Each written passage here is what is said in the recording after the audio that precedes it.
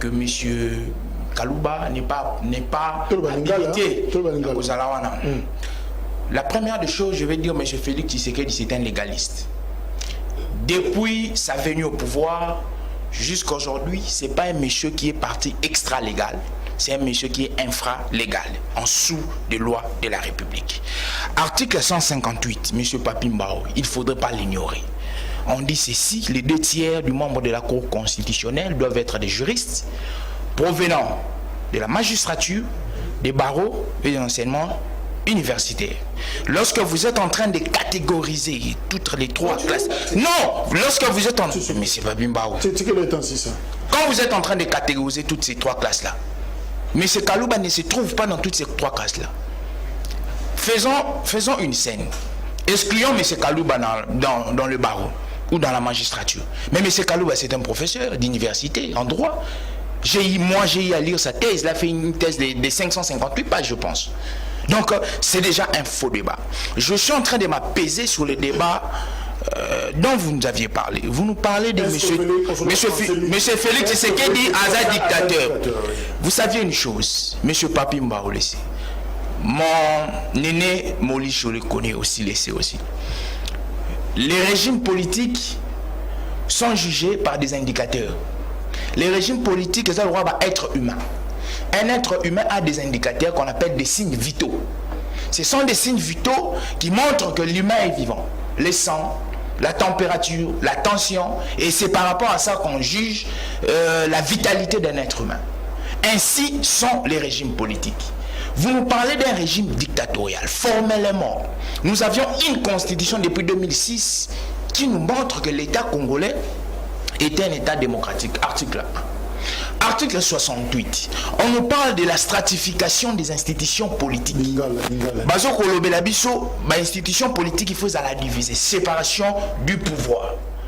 Depuis que Félix Tshisekedi est venu, ne vivons-nous pas la séparation du pouvoir dans ces pays? Primo, nous sommes en train de les vivre.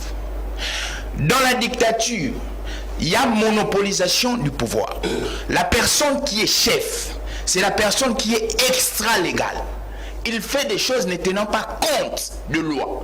Félix Tshisekedi arrive au pouvoir. Félix Tshisekedi, jusqu'à ces instants, agit infra-légal. Tout ce qu'il est en train de faire est en dessous de la Constitution. D'où la notion de l'état de droit qui stipule, qui stipule que, parce que l'infra-légal, c'est l'état de droit. Okay.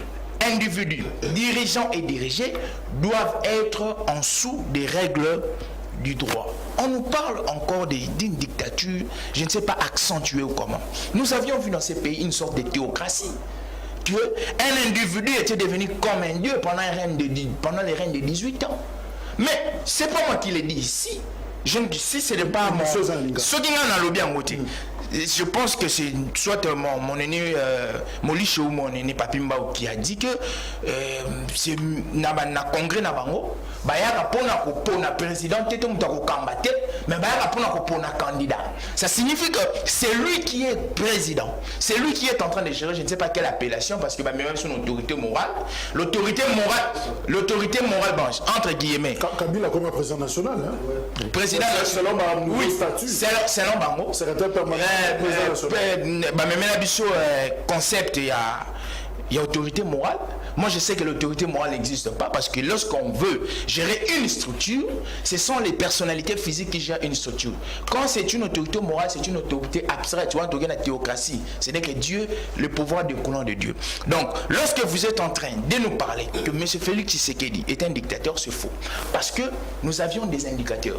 Lorsque vous êtes en train d'interroger l'histoire démocratique de notre pays, parce que je suis en train de faire allusion, parce qu'il y a dictature, il y a démocratie. Tant que vous interrogez, vous allez voir que notre démocratie est un parcours. Avec Félix Tshisekedi, démocratie n'a pas la croissance. Nous l'avions vu ici, pas plus tard qu'hier, les élections de gouverneurs. Quand on parle des élections, ce sont des indicateurs qui montrent que la démocratie est en train de respirer. Et quand il y a ces indicateurs-là, voulez-vous nous dire que la dictature est en train d'exister? Les élections sous Kabila Zalaki, non? En 2006-2011, Kabila était président, élections Zalaki. Les élections sous Kabila, c'était les élections de début mandat. Les élections il y a un format après 5 ans, après un quinquennat. Mais ici, Nous sommes en train de... Parce que la démocratie, c'est un indicateur. Je vous donne un exemple. Le ministre de l'économie a été déchu par des formulations démocratiques. Vrai ou faux? Vrai.